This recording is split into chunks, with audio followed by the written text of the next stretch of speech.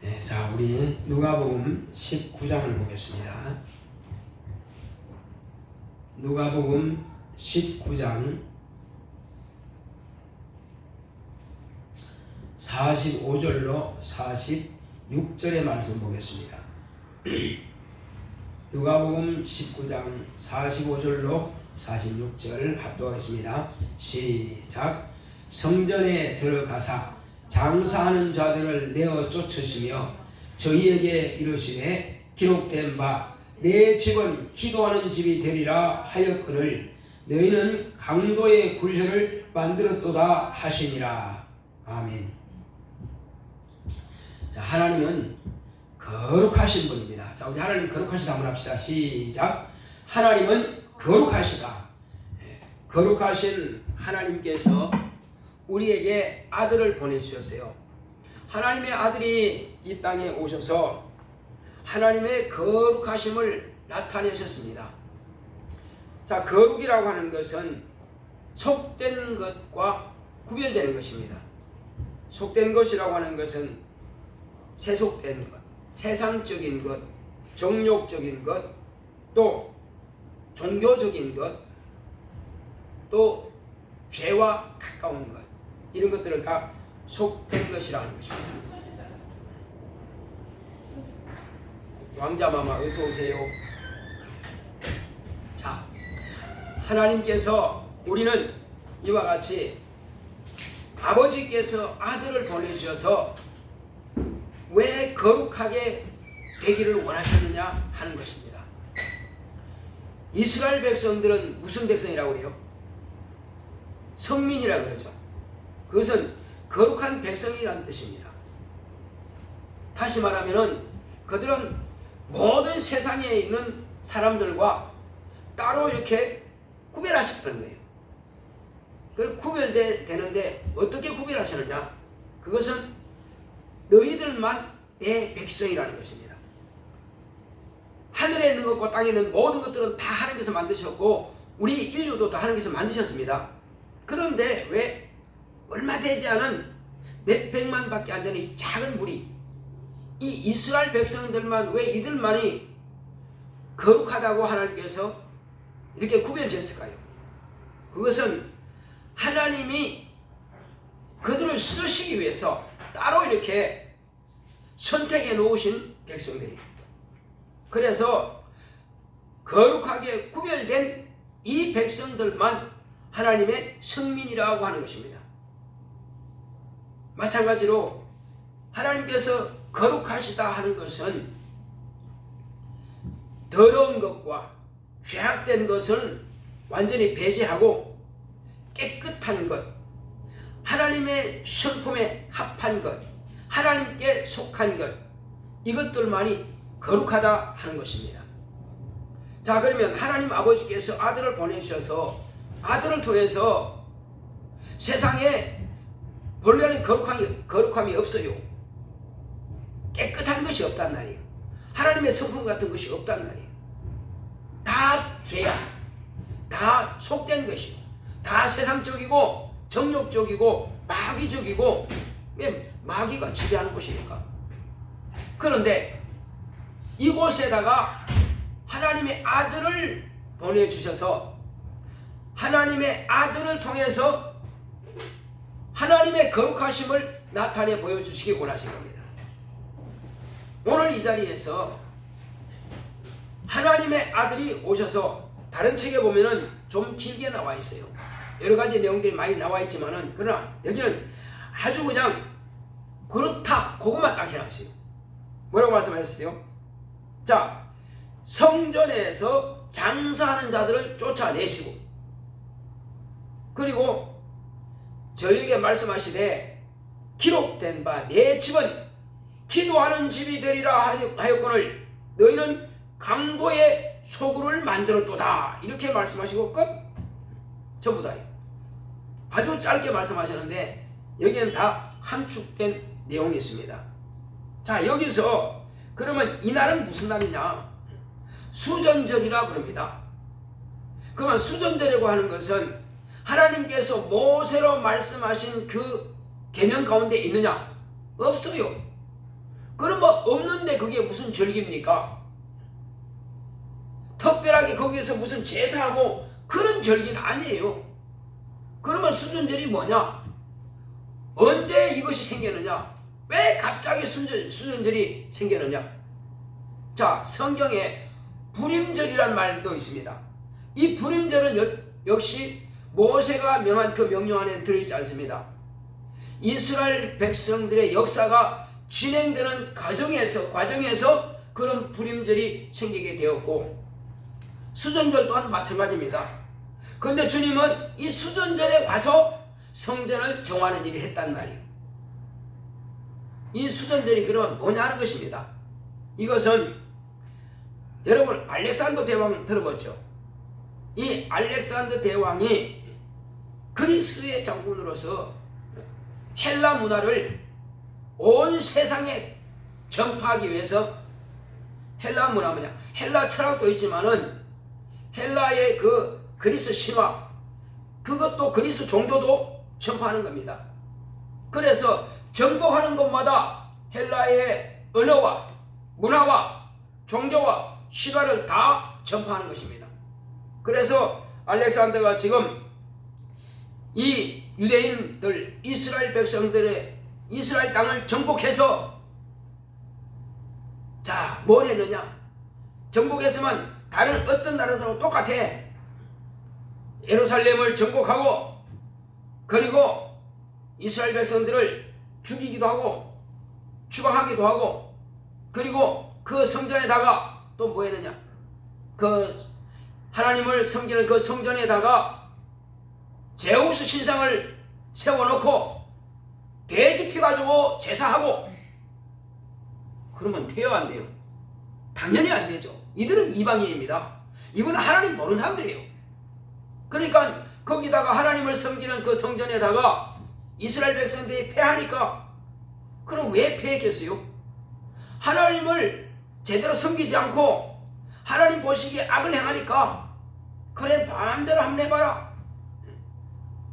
그러니까 알렉산더가 와서 그날을 쳐서 복종시키고, 그리고는 이제 거기다가 하나님의 거룩한 성전에다가 하나님께 거룩한 제사를 드려야 되는, 성별된 짐승을 가지고 거룩한 제사를 드려야 되는데, 그렇게 하지 않고 우상 숭배하는 이스라엘 백성들을 하나님께서 진노하셔서 오히려 그런 이방 나라를 불러들여 가지고 이스라엘 치게 만들고, 그리고 하나님의 거룩한 성전에다가 제우스 신상을 만들어 놓고 거기다가 돼지 피로 제사하게 하는 것입니다. 그러니까는 나중에 보았더니 이후로 이제 주전 164년경에 어떤 일이 있었느냐? 그렇게 그리스 군사들이, 헬라 군사들이 그들을 예루살렘 성을 지키고 있을 때에 좀 느슨해졌겠죠. 유대인들의 제사장, 그 이스라엘 제사장 가운데서 한 사람이 아들들과 함께 반란을 일으킨 겁니다. 그래서 오히려 예루살렘을, 그리스 군사들이 지키고 있는 그 예루살렘 성을 정복해버렸어요. 정복하고 그 중에서 그 아들 가운데서, 그 세 아들 가운데서 한 아들이 마카비라고 하는 아들이 있는데, 그 아들이 그 총책 동지예요. 총지휘관으로서 그냥 그들을 몰아내고, 그리고는 이제 성전을 다시 복위시키는 겁니다. 복권하는 것입니다. 우리는 하나님께 예배드리고 이런 제우스신앙은 필요 없다, 집어 던져버리고, 그리고 그 아버지가 대지상이니까 아버지를 통해서 하나님께 거룩한 제사를 드리는 거룩한 성민으로서 회복해야 된다. 바로 그렇게 한 날이 바로 그날입니다. 그래서 그날을 기념해서 비록 한 가문이 그렇게 제사장이 그렇게 하나님을 사모하고 온 백성이 다 잘못했다 할지라도 그렇게 해서 하나님을 사모하는 열심을 가지고 제사를 회복하고 돼지 피로 하던 것을 버리고 신상을 버리고, 그러나 여전히 그때는 이스라엘 다 복권한 건 아니에요. 그 이스라엘 그 예루살렘 고지역만 그렇게 한 겁니다. 그러나 그날을 기념해서 이스라엘 백성들은 그날을 수전절이라 하는 것입니다. 우리는 거룩하게 예배를 드려야 한다는 그런 마음. 거기서 특별하게 무슨 이렇게 정한 절기가 있고 그것이 아니라 하나님의 성전을 깨끗하게 해야 되겠다. 짐승, 우상 이런 것을 버리고 하나님께만 예배해야 되겠다. 이것이 바로 수전절의 의미입니다. 자, 그래서 예수님께서는 왜 그러면 이때 오셔서 이 일을 하셨느냐? 그때 그들은 우상을 몰아내고 신상을 몰아내고 돼지 피로 드리는 것들을 다 제거시켰지만은 예수님께서 오신 그때는 그렇게까지는 하지 않았어요. 그들은 하나님께 정한 예물을 가지고 하나님께 제사를 드렸습니다. 그런데 제사를 드렸는데 어떤 모양이었을까요? 제사를 드리기는 드리는데 마음이 없어요. 하나님을 사모하는 마음이 없단 말이에요. 믿음으로 하지 않는단 말이에요. 주님께서 그걸 보시는 거예요. 그리고 제사 지내러 오는 사람들이 멀리서 짐승들을 잡아오고 끌고 오려면은 짐승도 힘들고 데리고 오는 사람도 그 짐승을 끌고 오는 사람도 힘드니까 성전 안에다가 저 가축시장처럼 만들어 놓고 거기다가 거기 근처에 사는 사람들이 이제 짐승을 팔아요. 그럼 멀리서 온 사람들이 그 짐승을 사가지고 하나님께 제사하게 줍니다. 그렇게 이제 제사를 드렸습니다. 목적이 뭐냐 이겁니다. 그때 거기에는 짐승이 지저분하게도 만들 것이고 소리도 지를 것이고 하나님께 제사를 드리고 하나님께 기도하는 그 거룩한 성전을 그렇게 시장바닥처럼 만들어 놓고 그리고 또 성전에 들어가면 뭘 내야 돼요? 성전세를 내야 됩니다. 그런데 어떤 사람들은 그걸 성전에 올 때에 딱 돌을 맞춰가지고 딱 가져오는 것이 아니라 반세계를 딱 가져와야 되는데 반세계는 없어. 한 세계를 가져왔어요. 그러면 한 세계 가져오니까 반세계만 내야 돼. 그 성경이 뭐라고 하냐면은 부자도 더 내지만 부자라고 더 내지도 말고 가난한 자라고 덜 내지도 말고 반드시 반세겔만 내야 된다고 하는 그런 규정이 있어요. 그게 율법에 기록되어 있어요. 그러니까 율법대로 한다고 돈 바꿔주는 사람한테 한 세겔을 주고 반세겔 받고 반세겔은 바꿔주는 값으로 받아가버립니다. 그러니까 두 사람이 와서 같이 내면 되지 뭘 그렇게 하겠어요. 그러나 어쨌든 그 사람들 방법이 그러니까 돈 바꾼 사람들이 여기 오시오 여기 돈 바꿔주겠습니다. 완전히 난장판이 돼버린 것입니다. 저 부산의 자갈치 시장처럼 말이요. 그래 호객도 하죠. 돈 바꾸죠. 질그덩거리죠. 비둘기가 소리 지르죠. 터득거리죠. 날개 깃터 다 떨어지죠. 소가 똥 싸고 막 엉망진창이죠. 그러니까 예수님께서 채찍을 만들어가지고 소를 몰아냅니다. 이걸 집으로 가져가라. 다 몰아내. 그 다음에 그 돈 바꾸는 사람들의 상을 둘러 엎으시고 그렇게 사람들이 볼 때는 저 사람이 하면서 아마 생각들이 했을 것입니다. 그러니 바리새인들이 그러죠. 네가 무슨 권세를 가지고 일을 하느냐 이렇게 물었습니다. 그들이 볼 때는 아주 그냥 황당하다고 생각했겠죠. 자, 그러나 예수님께서는 그러면 왜 그렇게 했느냐는 것입니다. 제사 지내러 오는 사람들이 하나님을 보고 오는 것이 아니에요. 하나님께는 관심이 없고 오기는 왔는데 오지 않으면 저주받을까 봐서 짐승을 사다가 쉽게 사다가 그리고 돈은 여기 와서 바꾸고 너무 쉽게 한단 말이에요. 편리하긴 하지. 그러나 여기 지금 그렇게 당신들은 와서 편리하게 쓰지만은 이 성전은 지금 더럽혔다. 강도들처럼 이렇게 강도의 구를 만들었다 이렇게 말씀하시는 거예요. 그렇게 해서 이 더럽혀진 성전을 어떻게 할 것인가. 그래서 예수님께서는 내 집은 만민이 기도하는 집이라 하지 아니하였느냐. 성전을 아버지 집이라고 했습니다. 예수님은 이 성전은 하나님의 집이라고 했습니다. 근데 내 집은 만민이 기도하는 집이라 하지 않았느냐. 어째서 이렇게 더럽히고 어째서 이렇게 하고도 이것이 죄의식마저도 없느냐? 이것이 더러운 줄 자체도 모르느냐? 성전이 더러운데도 청소할 마음도 없고 휴지가 떨어져 있든 말든 의자가 삐뚤어졌든 말든 아무 상관없고 그냥 교회 와서 그냥 앉았다가 예배하면 드리고 가면 되지. 그 당시에 사람들은 그럽니다. 짐승들이 똥을 싸든 말든 매매하고 시끄럽든 말든 비둘기가 푸덕거리면서 이렇게 날개 깃털을 떨어뜨리든 말든 아무 상관없어요. 그냥 내 할 일만 하면 돼. 그냥 비둘기 사다가 갖다 바치고 그리고 성전세 내고 그냥 끝나서 돌아가는 거야. 생각 없어요. 그냥 이 머릿속에는 아무런 생각이 없습니다. 성전이 왜 필요하냐?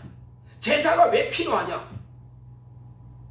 원래 제사의 목적 자체를 모른단 말이에요. 제사는 하나님과 인간은 죄인과 거룩하신 하나님과의 만남이 이루어지는데 죄인은 거룩한 하나님을 만날 길이 없는 것입니다. 그럼 뭘로 만나야 돼요? 피가 없이는 사함이 없다는 것입니다. 그래서 짐승의 피를 가지고 아담 쪽부터 내려오는 그 죄인들 그리고 행함으로 말미암아 죄를 지은 그 죄를 다 짐승의 피로서 대속함을 받고 씻음받기 위해서 왔는데 아담이 영적인 죄는 사함받지 못하고요. 그들이 행위적인 죄만이라도 사함받으려고 그래야 행위적이라도 하나님을 만나야 되는데 그것도 제대로 이루어지지 못하고 있습니다. 자, 여기서 성전에서 누굴 만나야 죄 사함받습니까? 여러분한테 묻는 것입니다. 누굴 만나야 죄를 사함받는 것입니까? 짐승의 피만 그냥 드리면 죄 사함받는 겁니까? 같은 짐승의 피를 가지고 제사를 드렸다 할지라도 어떤 사람은 주님 앞에 심판을 받을 때에 심판을 받고 천국 들어간 사람도 있고 같은 짐승을 갖다가 맡겼는데 어떤 사람은 지옥 가는 사람이 있단 말이에요. 다 천국 가는 게 아니에요. 다 제사 지내는데 아니 나는 제사 지내는데 왜 지옥 가야 돼요? 나는 저 사람은 어떻게 해서 똑같이 제사 지내는데 짐승 피고 제사 지내는데 저 사람은 어떻게 천국 가야 돼요? 만약에 이렇게 묻는다면은 그때 심판주로 오신 주님께서 뭐라고 대답하시겠어요? 저 사람은 비록 내가 아직 이 세상에 오지 않았지만은 장차 메시아가 와서 내 죄를 대신해서 이 짐승과 같이 죽을 것이라는 그 믿음을 가지고 그 믿음을 가지고 예물을 드렸기 때문에 그는 천국 가는 것이 마땅하지 않느냐?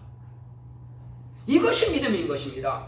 그러니까 창세기의 아벨의 피로부터 마지막에 침례 요한이 목베어 죽임 당한 침례 요한의 피까지 모든 피 흘린 자들이 예수 그리스도의 피를 의지한 사람은 구원을 받게 되는 것이고 예수 그리스도를 모르든지 아니면 무시했든지 그렇게 하는 사람은 구원받지 못하는 것입니다.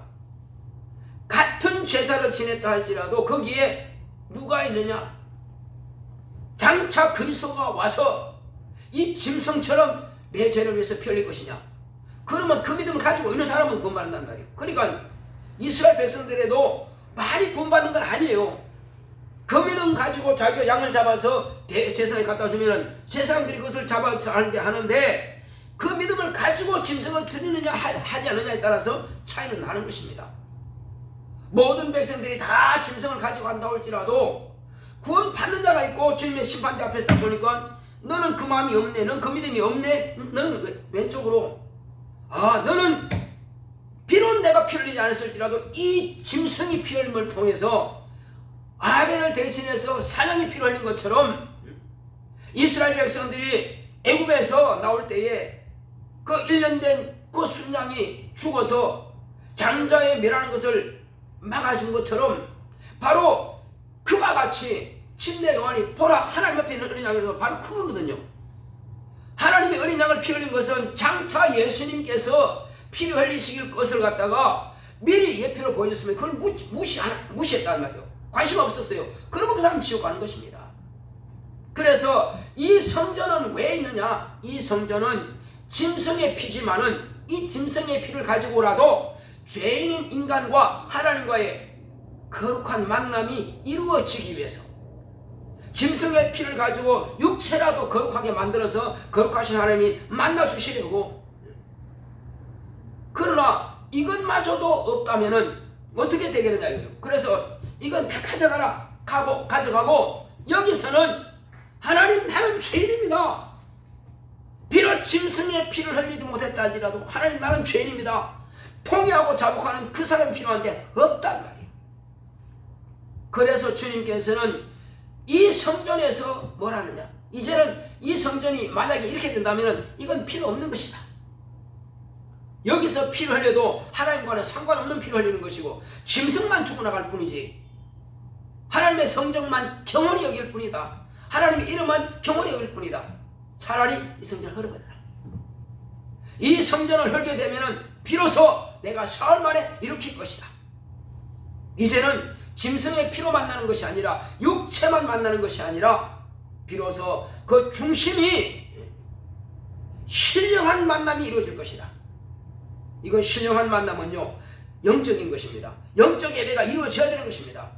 그래서 수전에 나와서 이 일을 하신 것은 장차 당신이 어떠한 죽음을 죽을 것을, 그래서 지금까지 이렇게 짐승을 통해서 억지로 어쩔 수 없이 하나님을 알지도 못한 상태에서 그냥 모세가 하라고 하니까 그냥 시킨 대로 한 것뿐이란 말이에요. 이것 가지고는 구원받을 길이 전혀 없는 것입니다. 심판을 받았다 할지라도 이들은 천국 못 갑니다.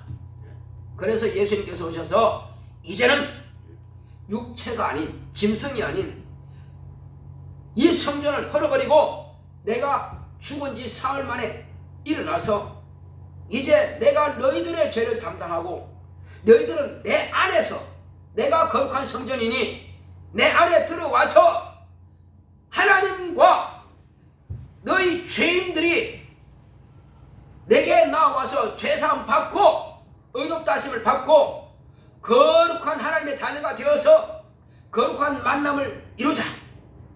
지금 이것을 말씀하고자 하는 것입니다. 바로 수전절의 의미는 바로 그겁니다. 예수님께서 수전절에 오셔서 하시는 일은 청소부가 없어서 청소하러 오신 게 아니에요.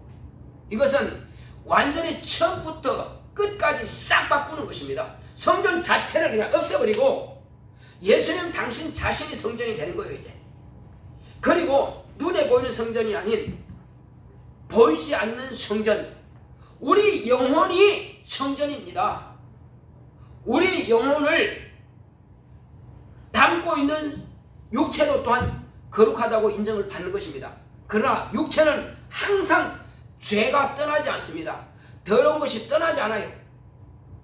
우리 육체는 나 죄 짓지 말아야 돼. 마음으로도 나 죄 안 질 거야. 근데 죄 짓는다는 말이에요.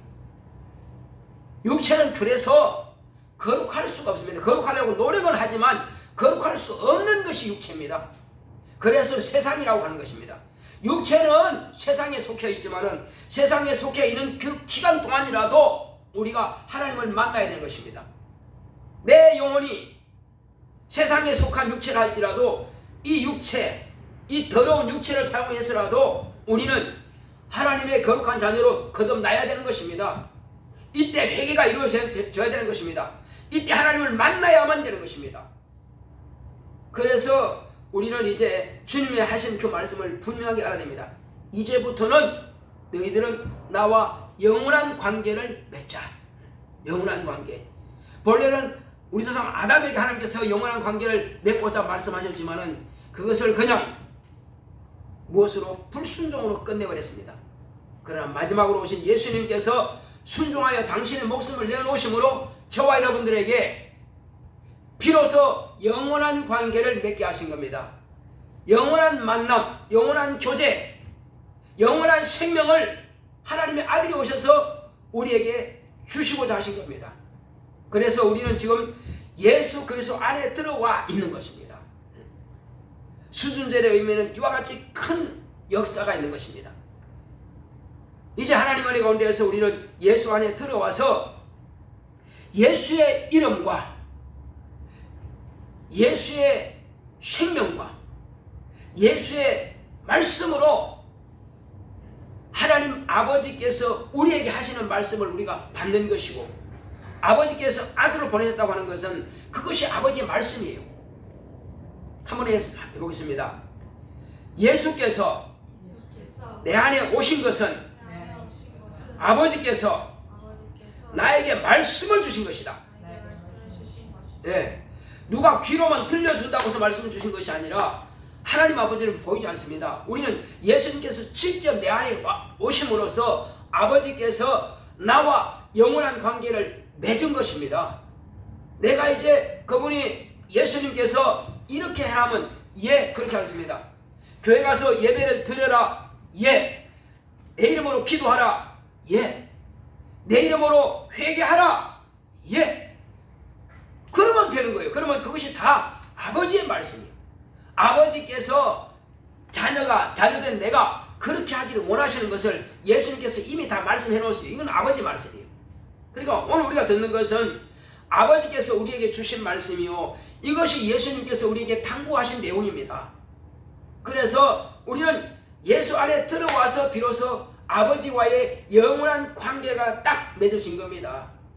이 영원한 관계를 통해서 우리는 거룩함을 얻게 되었고 의롭다 하심을 얻게 되었고, 이제는 우리가 아무것도 두려워할 것도 없고 염려할 것도 없고 안 될까 근심할 것도 없습니다. 무엇이든지 우리는 구할 수 있는 자격이 주어졌고, 아버지께서 내게 이렇게 하라 그러면 내가 이렇게 하리라 말씀하셨거든요. 예수님께서 내 이름으로 구하면 내가 다 시행할 것이다 약속하셨단 말이에요. 우리는 그 말씀을 붙잡고 정말로 내가 일을 할 때든지 또 내가 뭘 하는 때가 간에 그때마다 내가 필요한 것들을 하나님께 구하는 것입니다. 어디에 있기 때문에? 예수 안에 있기 때문에. 내가 지금 직장에서 일할지라도, 내가 학원에서 공부할지라도, 내가 부대에서 지금 근무 중일지라도 예수 안에 있는 것입니다. 그럼 예수 안에 있다는 것은 어디 있는 겁니까? 결국은 성전 안에 있는 겁니다. 그리고 예수님께서 내 안에 계세요. 내가 성전입니다. 내 영혼이 성전이에요. 내 영혼 가운데 성령께서 계시니까 성전입니다. 그러면 우리는 이 땅을 다 떠났다 할지라도 우리는 예수 안에 있는 것입니다. 내가 달나라 가도 예수 안에 있는 거예요. 교회 안에서만 있는 것 물론 중요하죠. 전체 성전이 모인 곳이니까, 전체 교회가 모인 곳이니까 우리는 건물이 교회가 아니고 나 영혼이 교회예요. 나 영혼은 보이지 않는 교회, 나의 몸은 보이는 교회, 그리고 이 건물은 그 교회들의 모임인 교회. 그래서 우리는 이 교회 안에서 하나님과의 영원한 관계가 이루어지는 것입니다. 그래서 우리는 회개하게 되면은 짐승의 피가 아닌 그냥 예수의 피를 직접 내가 그거 가지고 회개로 깨끗하게 씻음받고 하나님 아버지와의 직접 대면이 이루어지는 것입니다. 얼마나 기뻐요. 아버지, 내가 좀 오늘 많이 아팠어요. 어디가 아프냐? 배가 아팠어요. 머리가 아팠어요. 허리가 아파요. 그건 걱정하지 마라.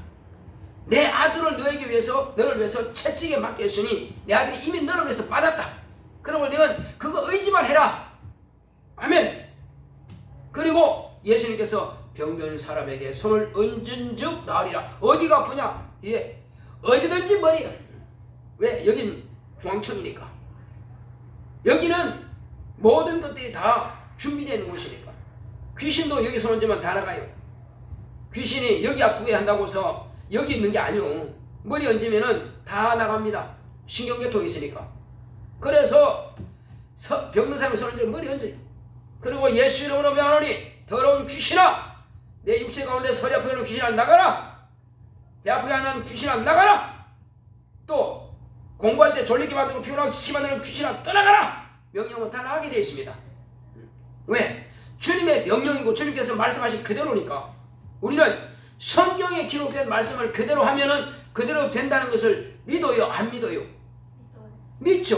그럼 믿은 대로 되는 것입니다. 하나님의 말씀은 네 믿음대로 될지어다 하신 겁니다. 네 믿음대로 될지어다. 아멘. 자, 네 믿음대로 될지어다. 그렇습니다. 아무리 졸려도 야 이거 오늘 반드시 밤에 끝내야 돼. 주여 내게 잠 좀 안장히 하시 맑은 정신을 주세요. 이거 지금 오늘 다 서류 끝내야 됩니다. 기도하는 거예요. 정신 발장해서 준비하고, 그래서 다 사실 새롭게 하나님께서 정신을 맑게 해서 그 일을 또 하게 하십니다.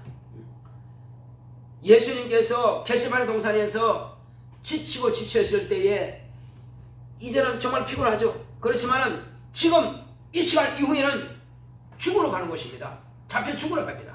그러니까 힘이 있는 힘을 다해서 진액을 쭉쭉 빼내가면서 간과하여 기도하십니다. 이제는 더 이상 기도할 기력마저도 떨어져 버렸어요. 그냥 아버지 하고 간과하게 기도하는데 기력이 떨어졌습니다. 그때에 천사들이 와서 힘을 돕더라 하신 겁니다. 기도를 진액을 빠지도록 기도하면 천사들이 와서 힘을 도와요. 그래서 힘을 얻어가지고 또 기도하게 하시는 겁니다. 우리는 기도도 그렇지만 뭐든지 그래요. 내가 지금 주 안에 있고 주님이 내 안에 계신다면은 언제 어느 때 어떤 상황이 있을지라도 기도한다면은 그 문제를 그때 해결받을 수 있습니다. 할렐루야. 그런데 우리는 졸리면은 이걸 기도할 생각을 못해. 벌써 잊어버렸어. 원수가 생각 못하게 해요. 기도하고 정신을 말짱 해야 되는데 내일 시험인데 오늘 그렇게 한 기도할 생각을 못해가지고 또 졸고 있단 말이에요. 시간 자꾸 흘러가는 거야.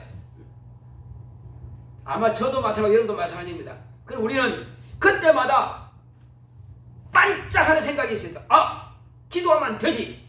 그래 안 돼? 그러면 귀신을 쫓아내야 되겠다. 나가라. 주여 내게 천사들을 보내어 주시옵소서. 따라합시다. 주여 내게 천사를 보내어 주시옵소서. 내게 능력의 천사를 보내어 주시옵소서. 나를 돕게 하여 주시옵소서. 내게 지식의 영을 주시옵소서. 내게 지혜의 영을 주시옵소서. 내게 총명함을 역사하시옵소서. 이렇게 구하는 겁니다. 구하지 않으면 그냥 내 혼자 해야 되고, 구하면은 하나님께서 주신 능력으로 할 수 있는 것이고, 그러니까 우리는 그때마다 반짝하는 생각이 떠올라서 그렇게 한다면 참으로 유익할 것입니다. 그래서 예배를 드리고 나면 그렇지, 이미 성경에 기록되어 있고 나 알고 있었는데 지금까지 잊어버렸네. 그럼 그렇게 해야지. 이제 마음을 그냥 마음이 딱 다시 먹는 겁니다. 시험 볼 때마다 졸려서 안 돼. 공부는 내일 시험인데 안 돼. 그러면 이런 기도를 하고 그 다음에 쫓아내고 그 다음에 힘을 구하고 그러면 또 맑은 정신으로 딱 돌아온단 말이에요. 그럼 다시 또 힘을 내서 또 공부하는 거예요. 그러면 그때마다 지혜형들이 왔다 갔다 하면서 내게 지혜를 공부해 주신단 말이에요. 공부를 주는 거예요. 왜? 주님이 응답하셔야 되니까. 내가 기도한 것에 대해서 주님이 응답하셔야 되니까 천사를 더 증언시켜서라도 보내서라도 이 일을 돕게 하시고 공부하는 것들이 잘 기억되게 하시는 거예요. 우리는 진짜 세상의 어떤 것들도 그렇게 우리는 도울 수 없어요. AI라 할지라도 내 지혜가 되지는 못합니다. 그냥 보여는 주지만은 내 지혜가 되지는 못해요. 그런 이 지혜, 반짝반짝하는 지혜는 천사들을 보내가지고 나를 돕게 하는 겁니다. 눈에 보이잖아요. 그러니까 내가 지혜롭게 되는 거예요. 그래서 막 역사가 일어나는 거예요. 병도 마찬가지요. 신유로 성령께서 역사하심으로 신유 은사를 통해서 내게 있던 그 병이, 귀신이 떠나가고 그 병이 치료가 되는 것입니다. 어떤 사람은 목사님 예배 한 번 선고하고 머리가 개운하더니 예배 선고하고 나서 병원에 가서 보니까는 그게 암덩어리 없던데요. 그게 없어지는 겁니다. 꼭 의사가 수술하고 레이저로 치지고 볶고 막 약을 먹고 그 다음에 그 뭐라 그러나 그 머리 빠질 정도로 하는 암 그거 치료하는 거 그런 걸 하고 나서야 고침받는 게 아니요. 하나님께서 손대시면 어떤 병도 그냥 싹 치료가 될 수 있습니다. 네가 믿느냐 안 믿느냐 그것뿐이에요. 나 암 사기이기 때문에 안 돼요 목사님. 그럼 안 되는 거예요. 그러나 암 사기든 뭐든 나 인제 발견했으니까 주님은 이것도 치료할 수 있는 것이다. 그냥 주님께 들이대는 겁니다. 주님 말씀하신 대로 그대로 믿겠습니다. 혹이 이 병이 안 나와서 내가 죽어도 난 할 수 없죠. 그러나 주님은 너희 고칠 수 있기 때문에 내가 주님을 믿고 의지합니다 하고 주님께 완전히 맡겨버리면 책임은 그분이 지시는 것입니다. 그래서 이 일은 주님께서 성공하게 하셔요. 사업도 마찬가지고 공부도 마찬가지고 시험도 마찬가지고 취업도 마찬가지고 승진도 마찬가지고 이 모든 것들은 다 내 믿음이 어디 있느냐, 너의 믿음이 어디 있느냐 주님께서 물으십니다. 너의 믿음이 어디 있느냐. 내가 지금 엄청나게 바쁘거든요. 내일 모레 시험인데도 불구하고 오늘 그래도 예배드리러 왔어요. 나 피곤해 죽겠지만은 좀 쉬었다가 내가 공부를 해야 되는데 그래도 난 예배드리러 왔어요. 잘했다. 아들아 딸아 잘했다. 그것 내가 찾는 믿음이다. 네 머리가 아무리 해도 네 체력을 내가 너를 도와줄 수 있고 너의 지혜를 내가 도와줄 수 있고 내가 기억력을 내가 너를 도와줄 수 있고 근데 기억나게 하는 건 내가 너를 도와줄 수 있다.